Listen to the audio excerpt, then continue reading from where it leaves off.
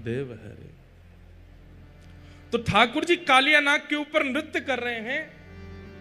उस समय किसका जनरंजन हो रहा है? किशोरी जी का रंजन हो रहा है।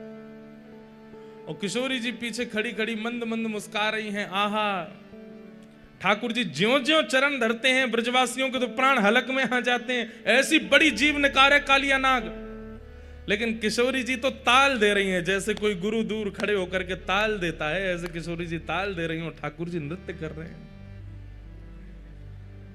भगवान की इन अंतरंग लीलाओं को, इन रसमयी लीलाओं को प्रकट किया है श्री जयदेव महाप्रभु ने गीत गोविंद महाकाव्य में।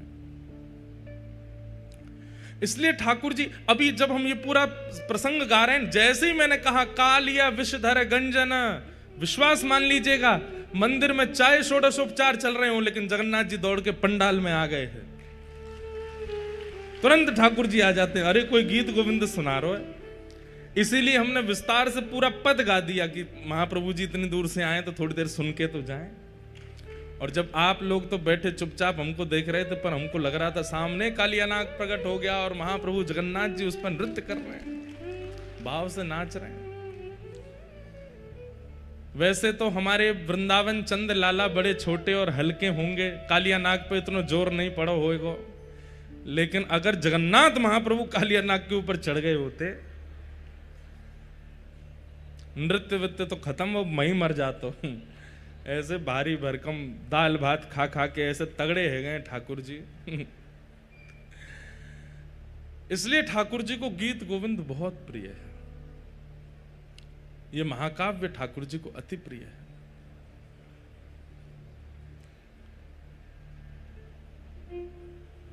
ऐसे महाप्रभु जगन्नाथ जी ये राधा कृष्ण मिलत तनु हैं। आपको पता है महाप्रभु जगन्नाथ जी ऐसी माला नहीं पहनते। ऐसी माला मतलब जिन मालाओं में गांठ लगी हो, जो ऐसे गोल हो, पूरी जोड़ हो, एक ही हो, ऐसी माला महाप्रभु जगन्नाथ जी नहीं पहनते। कैसी पहनते हैं?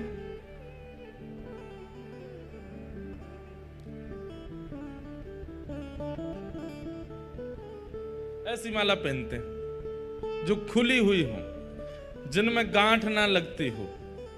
उसके पीछे दो तीन कारण हैं।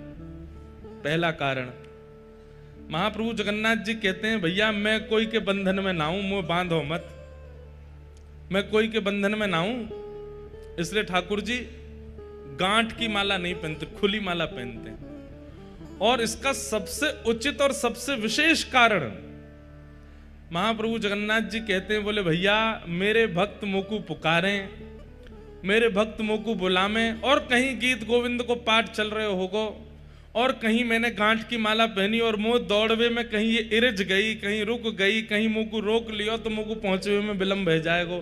ऐसी माला पहनाओ कि तुरंत ने एक झटका में ही उतर जाए और मैं दौड़ के जाऊं अपने भक्ति की रक्षा को। इसलिए ठाकुर जी ऐसी पहनते हैं। चैतन्य महाप्रभु, आप लोग सब जाते हैं मंदिर दर्शन करने के लिए, तो गरुण स्तंभ जहां पर श्री गरुण जी विराजमान हैं, उनके पीछे देखेंगे बड़ी भीड़ लगती है, वहीं से लोग घूम घूम के जाते हैं दर्शन। उसकी महिमा स्कंद पुराण में है। मैंने एक दिन कहा था कि गरुण जी आचार्य हैं, आचार्य सन्निधि में आप दर्शन करोगे तो ही महाप्रभु जी आपको देखेंगे। बिना गरुण जी के अगर आप दर्शन करने के लिए गए तो आप जगन्नाथ जी को देखोगे, जगन्नाथ जी आपको नहीं दिखेंगे, आपको नहीं देखेंगे। क्योंकि जगन्नाथ जी तो आचार्यों को देखते हैं, और आचार्यों की सन्निधि में जो होता है उस पर दृष्टि अपने आप पड़ जाती है। भाई इत्र किसी ने लगा रखा है, आप उसके गले लग जाओ तो थोड़ी सुगंधी आप में भी आ जाएगी ना। आचार्य जन, गुरुजन, ये सब तो इत्र लगा करके आए हैं, इनकी सुगंधी तो सबको सुगंधित करती है। पर कई बार इत्र लगाए व्यक्ति के साथ चल रहा होता है ना व्यक्ति, तो हम लोगों को भ्रम हो जाता है, पता नहीं दोनों में से किसने इत्र लगाया। हो सकता है साथ वाले ने इत्र लगाया हो। तो भक्ति की महक तो आ रही आचार्यों से, पर आचार्य की उंगली पकड़ के जब हम चलते हैं तो ठाकुर जी को भ्रांति हो जाती है कि महक आचार्य में तैयार रही है कि संगवारी में तैयार रही है। और इस कारण से आचार्य चरण की वजह से हम पर दृष्टि पड़ जाती है महाप्रभु जी की। गरुण जी आचार्य हैं, उनके पीछे जाकर के जब आप महाप्रभु जी को देखो, भले ही महाप्रभु जी का एक कोना दिखे, एक नेत्र ही दिखे, आप भीतर जाके सर्वांगीण जगन्नाथ जी का दर्शन कर लोगे, उसका इतना महत्व नहीं है जितना गरुण जी के पास खड़े होकर के एक छोड़ को देखने का महत्व है। एक अंग ही दिख जाए महाप्रभु जी, तो वहां गरुण स्तंभ श्री चैतन्य महाप्रभु अपने जीवन काल में 2 बार भीतर गए हैं बस। बहुत ध्यान से सुनिएगा, श्री चैतन्य महाप्रभु अपने संपूर्ण जीवन काल में 2 बार जगन्नाथ भगवान के समीप गए हैं। एक बार जब पहली बार आए थे, जब पहली बार मायापुर नदिया ग्राम से श्री जगन्नाथ श्री चैतन्य महाप्रभु यहां पधारे, तो जहां से नील चक्र दिखना प्रारंभ हुआ वहीं से ही चैतन्य महाप्रभु दोनों भुजा उठा करके दौड़ने लगे, और इतनी द्रुत गति से दौड़े कि महाराज खूब प्रयास किया लोगों ने रोकने का, लेकिन नहीं रुक पाए। सिंह द्वार से प्रवेश किया, सिड्डियां ऐसे लांग रहे थे जैसे मानो कितनी इनके बड़े बड़े चरण हो, 4-4 सिड्डियां एक साथ चढ़ रहे थे, और ऐसी द्रुत गति में परिक्रमा लगा करके दौड़ करके आए और भीतर प्रवेश किया। गरुण स्तंभ के पीछे से दौड़ते हुए एक दोहरी पार, दूसरी दोहरी पार, तीसरी दोहरी पार, चौथी दोहरी में भीतर प्रवेश करके महाप्रभु जगन्नाथ जी को अंक से लगा लिया। पुजारी लोग दौड़े, अरे अरे अरे चिल्ला रहे थे सब लोग। यहां पे जब आप लोग भीतर दर्शन करने गए एक आध दिन, भीतर मतलब गर्भगृह में तो नहीं जाना चाहिए, चाहे कोई ले भी जाए तो भी नहीं जाना चाहिए। पहले तो गर्भगृह के दर्शन होते थे, हमने किए हैं गर्भगृह में अंदर जाके, महाप्रभु जगन्नाथ जी को स्पर्श भी किया है। लेकिन हमारे पुरी शंकराचार्य भगवान की आज्ञा कि भाई गर्भगृह में जीवित शालिग्राम है, अगर कोई सामान्य अंदर प्रवेश करेगा तो श्री शालिग्राम भगवान पर चरण रखने का उसको अपराध लगेगा। इसलिए केवल सेवायतों को अधिकार है, वो जा सकते हैं, बाकी किसी को नहीं जाना चाहिए। लेकिन चैतन्य महाप्रभु सीधे दौड़ करके गए और महाप्रभु जगन्नाथ जी को अपने अंक से लगा करके वहीं मूर्छित होकर गिर पड़े। तो जब आप लोग भीतर जाते हैं तब देखा होगा यहाँ के जो सेवायत कर्मी होते हैं वो कैसे चिल्लाते हैं, ए, जोर से चिल्लाएंगे, हाथ में लिए जोर जोर से मारेंगे डंडाओं को, उनको लगेगा कि हम ही पिटने वाले हैं एकाध देर में। ऐसे चैतन्य महाप्रभु जब भीतर चले गए तो सब चिल्लाए, अरे अरे कौन आया कौन आया कौन आया।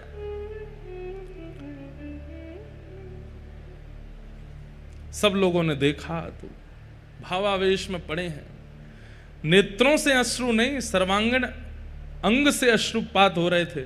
सब लोग उनको उठाने लगे, तभी वहां पर सार्वभौम भट्टाचार्य जी खड़े थे। उन्होंने कहा रुको रुको रुको, स्पर्श मत करो, देख नहीं रहे हो प्रेम के अष्ट लक्षण इनके अंग में से प्रकट हो रहे हैं, शरीर कांप रहा है, आंखों से अश्रुपात हो रहे हैं, इनकी आत्मा इनमें है पर इनका ध्यान यहां नहीं है, इनके नेत्र ऊपर की ओर चढ़ गए हैं, ये प्रेम की अवस्था में पहुंच गए, आप इनको कैसे उठा सकते हैं। तब महाप्रभु भीतर गए। उसके बाद फिर सार्वभौम भट्टाचार्य जी अपने घर ले गए, सब उनके सेवक गण आ गए। उसके बाद महाप्रभु जी ने सदा गरुण स्तंभ के पीछे से ही दर्शन किया। आज भी वहां 3 उंगली दीवार पर बनी हुई है महाप्रभु जी की।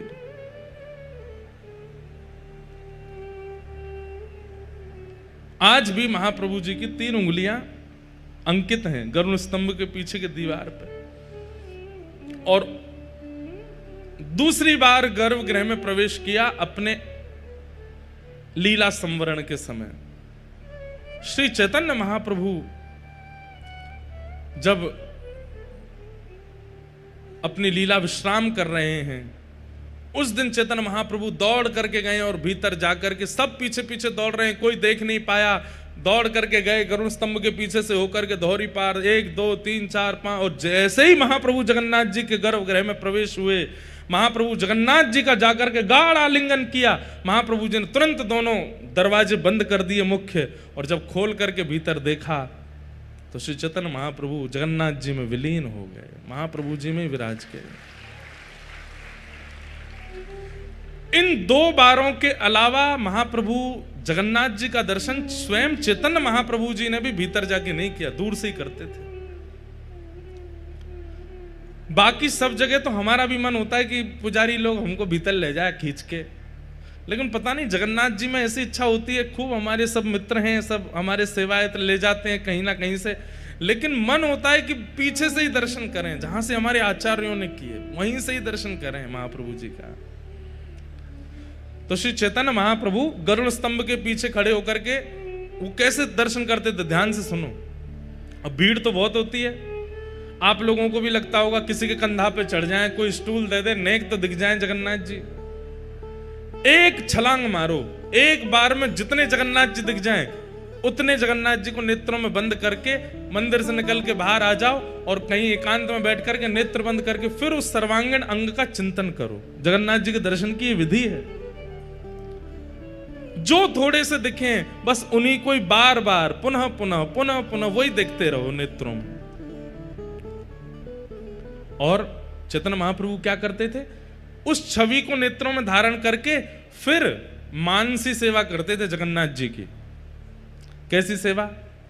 आओ जगन्नाथ जी, आपके लिए मैं सुंदर मलाई लाया हूं, लो मेरे हाथ से पाओ। आहा, महाप्रभु जगन्नाथ जी मुख खोल करके पा रहे हैं। महाप्रभु जगन्नाथ जी को आसन लगाया है, उस पर बैठाया है, कुछ चर्चा कर रहे हैं, महाप्रभु जी उसका उत्तर दे रहे हैं। कभी आरती करते हैं, कभी नैवेद्य पधराते हैं, कभी बलैया लेते हैं, कभी कुछ करते हैं। तो चैतन्य महाप्रभु बंगाल से आए थे, उनको पता तो उनको सब था, लेकिन लीला करनी थी। तो ऐसी ही गांठ की माला बना करके जैसे ही महाप्रभु जी को पधराई, माला टूट के अपने आप गिर गए मानसी में। चैतन्य महाप्रभु बोले, ये माला क्यों गिर गई? कोई नहीं ठाकुर जी, मैं दूसरी माला लाऊं। फिर से बगीचा में गए, मानसी में ही वहां से सुंदर पुष्प चयन करके लाए, फिर से माला बनाई, बना करके जैसे ही महाप्रभु जी को बने फिर टूट के गिर गई। अब कोई 10-5 फूलों की माला तो बनती नहीं है जगन्नाथ जी की, कम से कम नहीं तो 400-500 पुष्प लगते होंगे तब एक माला बनती होगी, इतनी विशाल माला पहनते हैं। चैतन्य महाप्रभु बोले, इतनी देर हो गई, आप माला धारण क्यों नहीं कर रहे हैं? यहाँ पूरे बगीचा के बगीचा खत्म होते जा रहे हैं, आप माला क्यों नहीं पहन रहे? मानसी में कर रहे हैं सेवा। तो मानसी में बैठकर के महाप्रभु जी चिंता कर रहे हैं कि जगन्नाथ जी माला क्यों नहीं पहन रहे हैं। तो यहाँ 5 सखा हैं श्री जगन्नाथ जी के। कल हमने एक सखा की चर्चा सुनी, श्री बलराम दास। ऐसी एक सखा और हैं, उनका नाम है श्री जगन्नाथ दास। तो वो जगन्नाथ दास जी बाहर घूमते घूमते आए और चैतन्य महाप्रभु के बगल में बैठ करके बोले, आपकी मालाएं बार बार इसलिए टूट रही हैं क्योंकि आप गांठ बांध रहे हो, गांठ खोल करके पहना दीजिए, जगन्नाथ जी धारण कर लेंगे। तो चैतन्य महाप्रभु को यह चिंतन हुआ कि मेरे मानसी में मैं क्या सेवा कर रहा हूं, इसको कैसे पता? मैं अपनी मानसी में माला बना करके पहना रहा हूं, ये इसे कहां से दिख रहा है? पूछने लगे, भाई तुम कौन हो? बोले, पहले माला पहनाओ फिर बताऊंगा। चैतन्य महाप्रभु ने फिर माला बनाई और उसमें गांठ नहीं लगाई। जैसे ही महाप्रभु जी को धारण कराई, श्री जगन्नाथ महाप्रभु जी ने माला स्वीकार कर ली। अब आरती नैवेद्य करने के बाद में जैसे ही आंख खोल कर, भैया तुमको कैसे पता कि हमारी मानसी में क्या चल रहा है? बोले, क्योंकि मैं भी यहां मानसी में दर्शन करता हूं जगन्नाथ जी के। तो मैं मानसी में जब अंदर बैठ करके महाप्रभु जी को देख रहा था तो बार बार आप आकर के माला पहना रहे थे, ये मुझे दिख रहा था। मेरी मानसी में ये दिख रहा था कि आप बार बार आके माला पहना रहे और वो माला टूट टूट करके गिर रही है। इसलिए महाप्रभु जगन्नाथ जी ने मुझे आज्ञा की कि ये बंगाल से आए हैं, अभी इनको यहाँ की रीति पता नहीं है, आप इनको बता दीजिए कि माला बांध के नहीं खोल के पहना है। क्यों? मेरा भक्त कहीं से पुकारेगा तो मुझे दौड़ के जाने में कोई बंधन ना हो जाए। महाप्रभु चैतन्य महाप्रभु जी ने उन जगन्नाथ दास जी को हृदय से लगा लिया, अत्यंत नेत्र सजल हो गए। क्यों?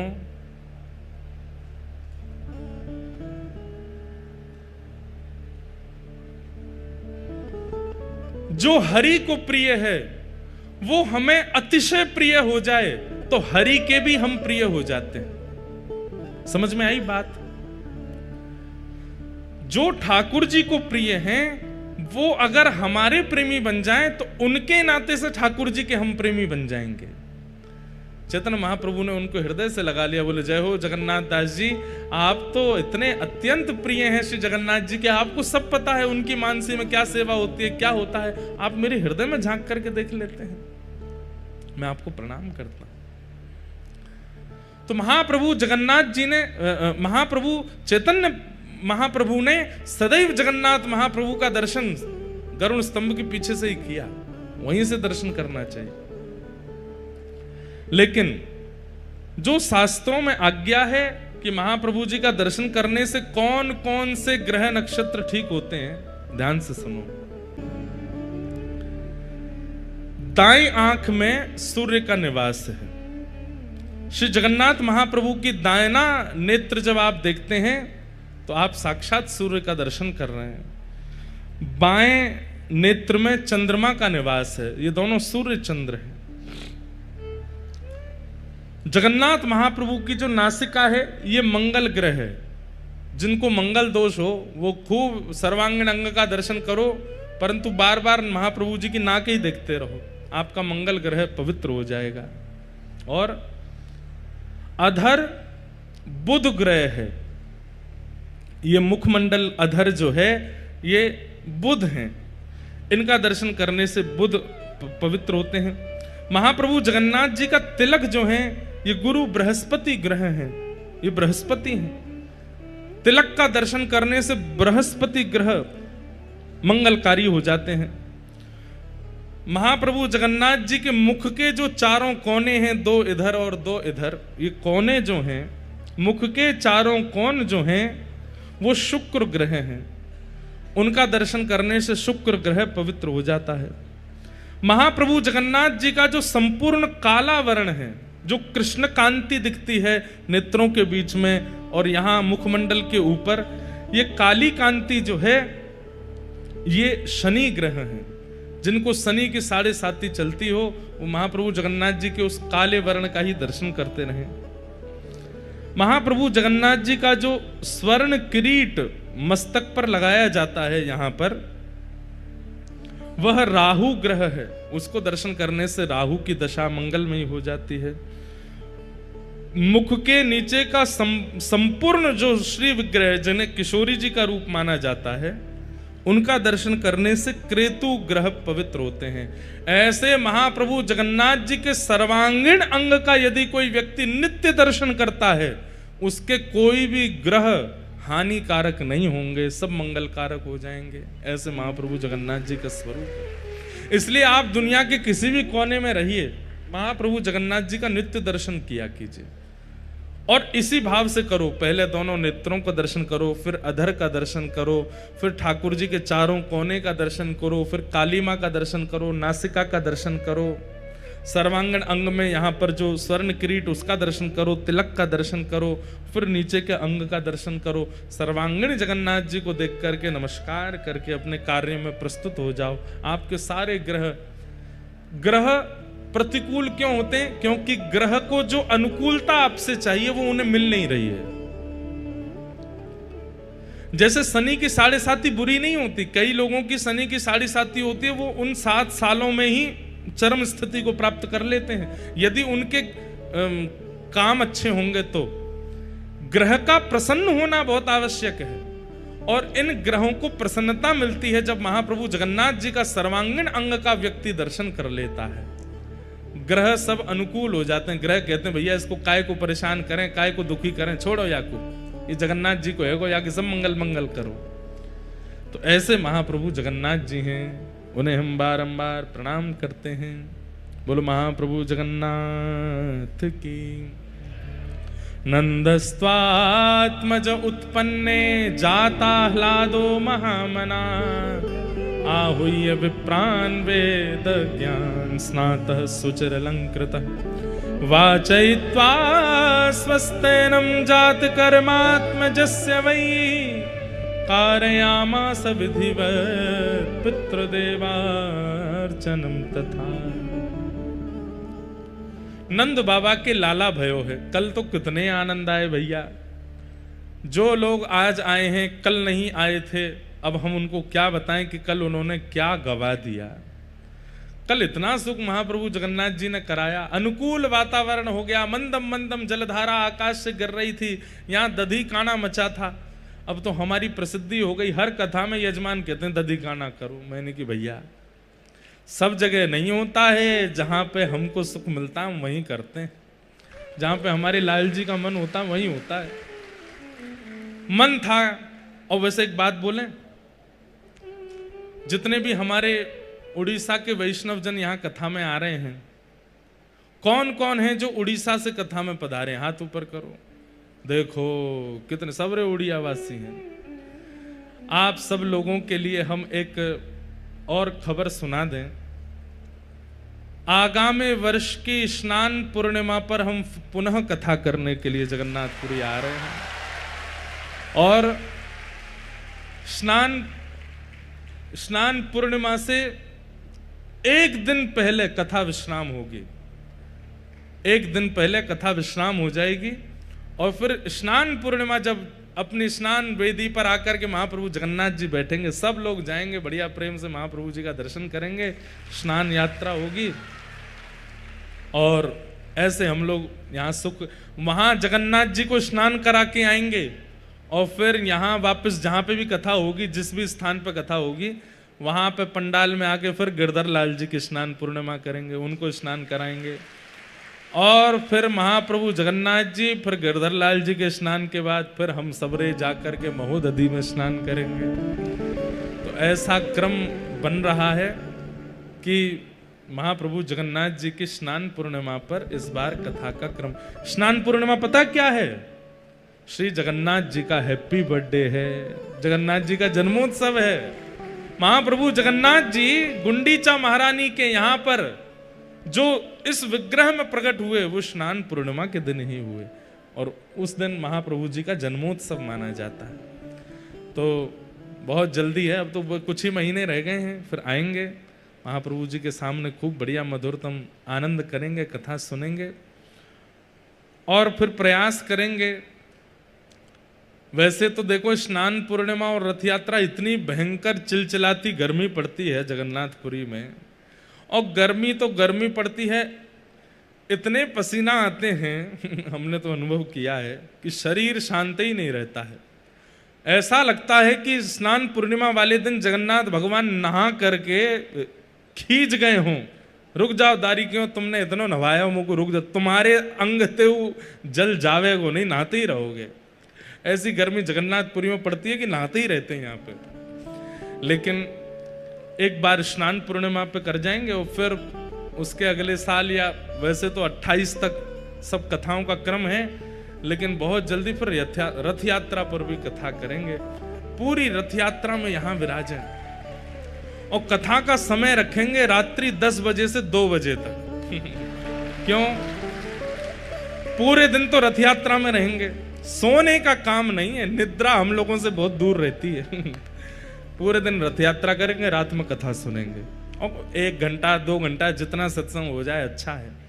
उस दिन सब बस बातें ही किया करेंगे, आज रथ यात्रा में क्या अनुभव किया, आज महाप्रभु जी क्या कर रहे थे, आज जगन्नाथ जी का कैसा भाव था।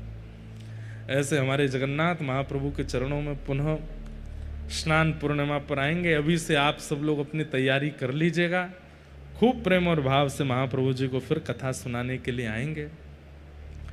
नंद बाबा के लाला भयो, सब ब्रजवासी आनंद में भर गए और आनंद में भर करके नंद रानी यशोदा को बधाई दे रहे हैं, मैया यह धन धर्म ही ते पायो, नीके राख यशोदा मैया, नारायण घर आयो।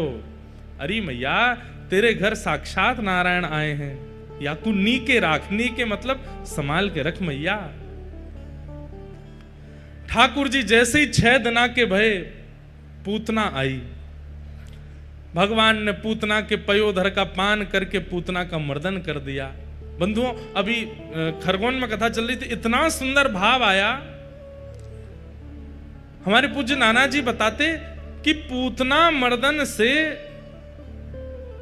सब लोगों के चित्त में एक भावना तो आ गई कि बताओ जन्म लेती 6 दिना में राक्षसी आ गई, पर वास्तविकता में पूतना माध्यम बनाई थी ठाकुर जी ने। क्यों?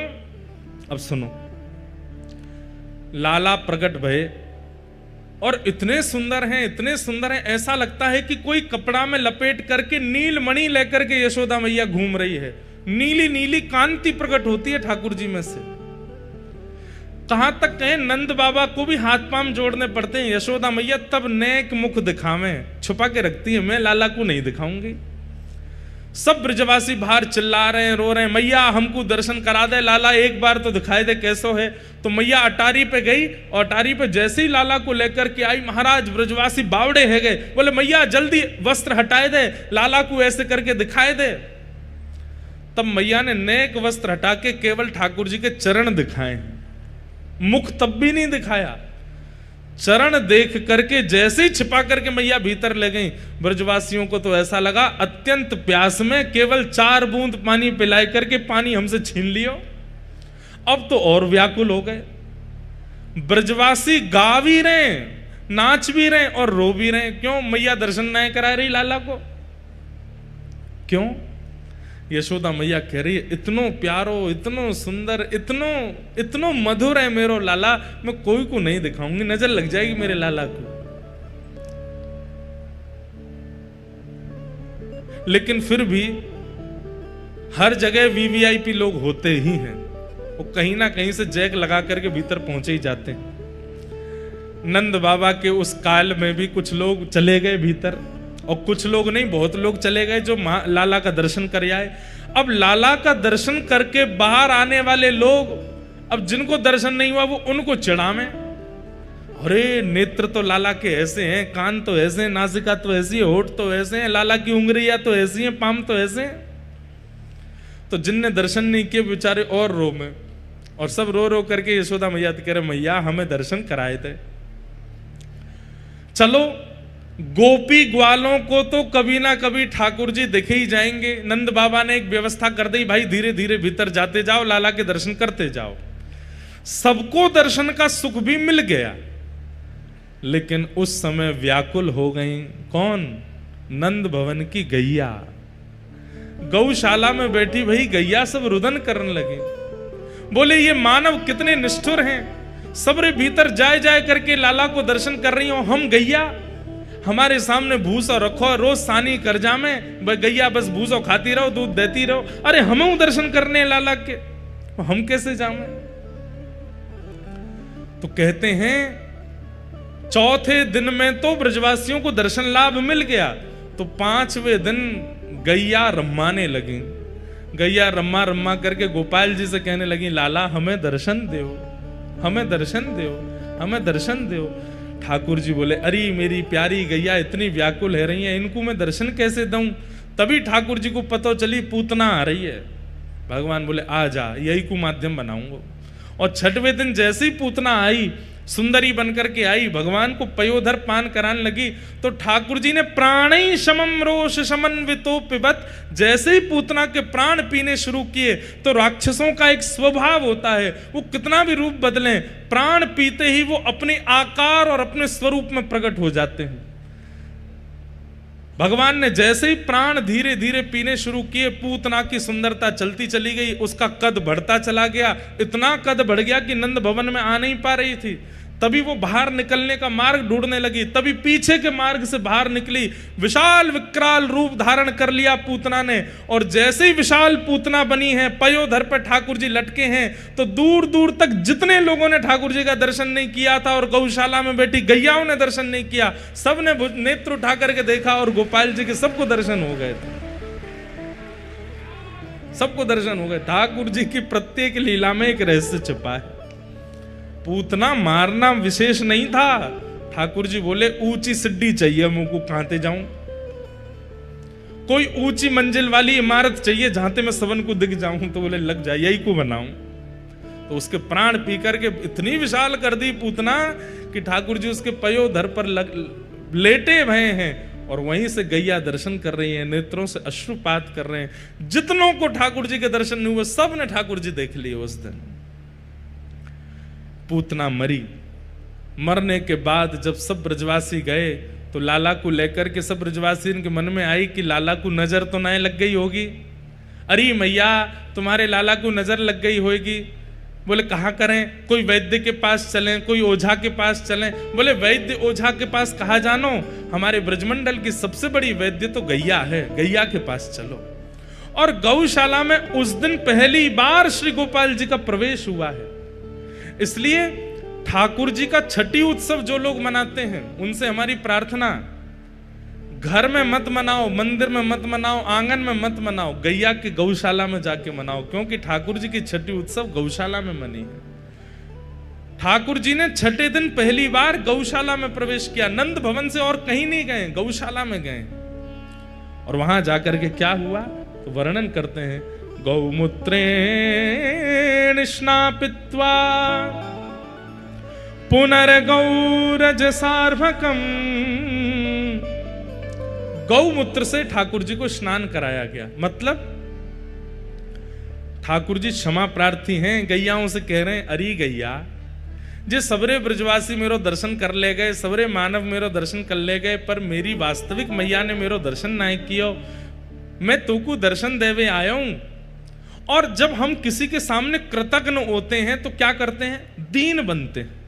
बहुत ध्यान से सुनना, हम किसी के सामने जब कृतज्ञ होते हैं तो हम दीन बनते हैं। जैसे किसी ने हम पे बहुत बड़ा उपकार किया और हम रिटर्न में उसको धन्यवाद नहीं कह पाए, तो वर्षों बाद वो व्यक्ति मिलता है तो हम क्या करते हैं, अरे भैया आपने हमारी बहुत, हम आपसे कुछ, हम तो दे भी नहीं पाए, आपके चरण छूते हैं, आपको प्रणाम करते हैं। इसको कृतज्ञता कहते हैं।